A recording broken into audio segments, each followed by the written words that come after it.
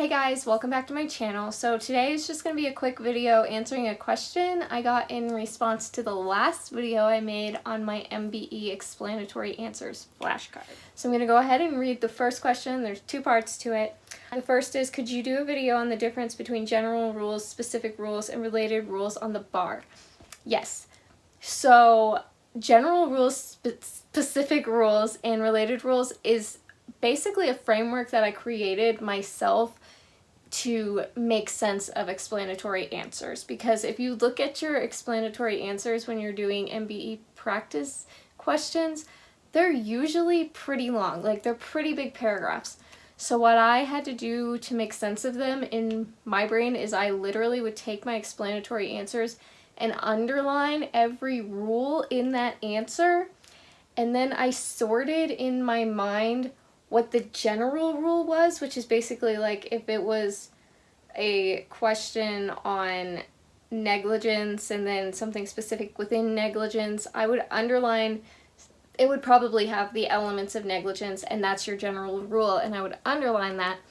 But then the specific rule was whatever was needed information to answer the specific question. I hope that makes sense. So then the related rules are still important rules that you have to know. They're still valid rules, but they are the ones that would be the ones used by the examiners to try to trick you into choosing a wrong answer choice. So if the question was specifically on duty in negligence, they might try to distract you with an attractive nuisance, and you still need to know that rule, and a question on that might come up, but it may not be relevant in that question. It's related, but it may not be what the question was specifically asking for.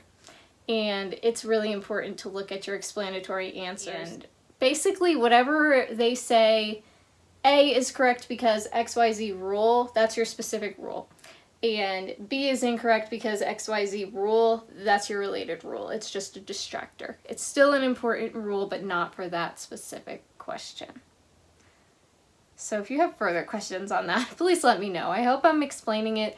The thing is, it's what I developed in my mind to understand the explanatory answers, so it may not necessarily make as much sense for you as it does for me. And so then the second question is, can you talk about any test traps, tricks, and question types? This is very much the key to why I created these flashcards, because I was getting tripped up by knowing those related rules but not seeing what the specific question was asking. They will try to distract you, and the best thing I can tell you to do is look at those explanatory answers, see the pattern, and know those related rules and what questions they specifically apply to. And the only way that you can do that is not by me sitting here and telling you the difference between the two. You have to do the practice and do the review work yourself. I don't even remember if there was much variety between the question types. Some are easier than others. Some you can look at them and you know the answer really fast. Those kind of scare me though, because then you start to second guess yourself. Don't do that though. Don't second guess yourself until you've gone through and answered all the questions and have time, if you have time. Personally, when I was taking the MBE, at least the time that I passed the second time, I had no room to spare. I finished the last question and they called time. And so you may or may not have time to spare. I don't know.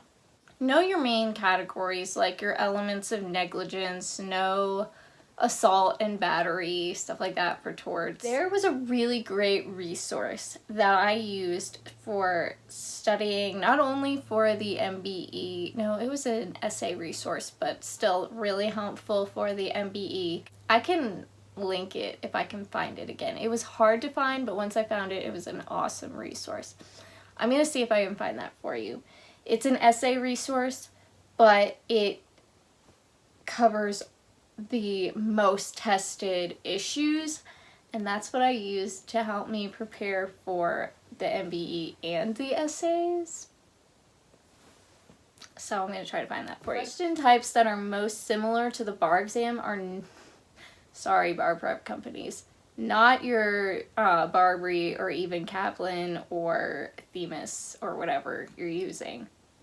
get strategies and tactics. A manual of strategies and tactics are the most similar to the actual MBE that I found. That was true the first time, and it was really true the second time. So get strategies and tactics. That's going to show you what your exam questions are more likely to look like. Whatever commercial question banks that you have, those are great for practicing rule knowledge.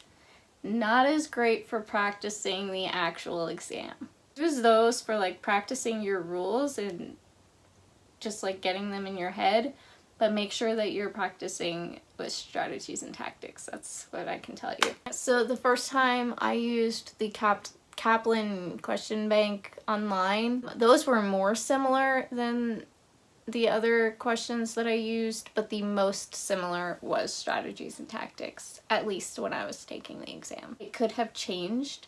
I say use a variety at the very beginning, and then when you get closer, I would recommend you practice with strategies and tactics. I hope that answered your question, and I hope that that helps. I hope it wasn't too all over the place either. If you have further questions on that, please ask, because I hope I'm getting to the heart of what you're asking, but if not, please let me know. Any other questions, please let me know. I could do more videos. I have a video on how I studied for the essays and how I studied for the MPTs, but I could do more if you have any questions on those as well. Next video I'm planning on making is talking about some other questions that I got regarding law and the bar exam, and I'll also be doing a finance update eventually.